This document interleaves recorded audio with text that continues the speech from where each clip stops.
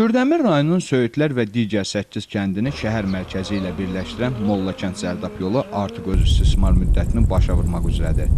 Rayon mərkəzindən uzaqda və yolun bərbad vəziyyətdə olması sakinlərin rayon mərkəzi ilə əlaqəsini də kəsir. Belə ki, sakinlər Kürdəmir rayonuna 30 kilometr yararsız yolla getməkdənsə, onlara daha yaxın və asfalt örtüyü olan yolla Zərdab rayonuna gedirlər. Bu məsafəni ümumiyyətlə istər yüngül maşına, lekkoy maşından gedib gəlmək çətindir. Aparanlar da baha qiymət aparır. Yəni heç aparmırlar da. Xəstəmiz olur, ora çatdıra bilmirik. Bəzən yolda olar dünyasını dəyişir.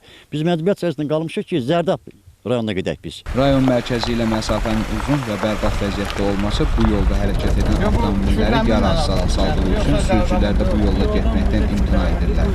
Rayonla 45 kilometr yolumuz var. Bu yol çox bərbad vəziyyətdədir. Rayona getmək üçün çox çətinliklər çəkilir.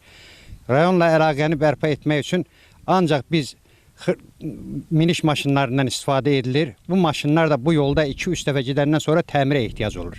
Şəxs avtomobilləri olan sakinlər taksilərdən istifadə etməyə üstünlük verirlər. Məsələn, hansı ki maşınım var, məsələn, mən maşınla rayona gedə bilmirəm. Gedəndə də onun böyük təmirə ehtiyacı olur, ona görə də mən maşından istifadə edə bilmirəm. Məsələn, kənddə bir xəstə olanda, yaxud da bir Allah uzaq eləsin, yanğın olanda yanğın maşını, təcili yardım maşını kəndə gəlməkdən imtina edir. Bəzi sakinlər isə hansısa fövqəladə hal baş versə də çağırılan yardımların hadisə yerinə vaxtı-vaxtında gəlib çata bilməməyindən gileylənir. Pajar olur. Mənim şəxsən evim yandı, 2010-cu ildə evim yandı, pajar. Zəng elədim, gəldi gördük, tiyada yandı, evdə yandı, heç dövlət heç köməklik eləmədi deyərəm.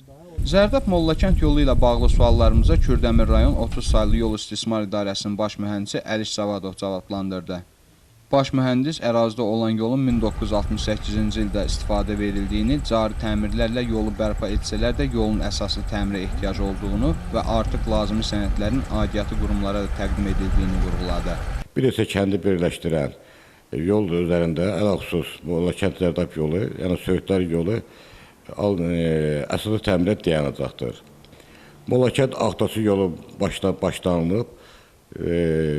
Kənd sakinləri əmin edə bilərəm ki, 2013-cü ilədəki kimi həmin yol inşallah əsaslı təmir olunacaqdır. Baş mühəndis onu da bildirir ki, artıq Kürdəmir rayonunun kəndlərinə gedən yolların bərpasına başlanılıb. Mollakənd Zərdab yolunun bərpası isə 2013-cü ilin əvvəllərində nəzərdə tutulub.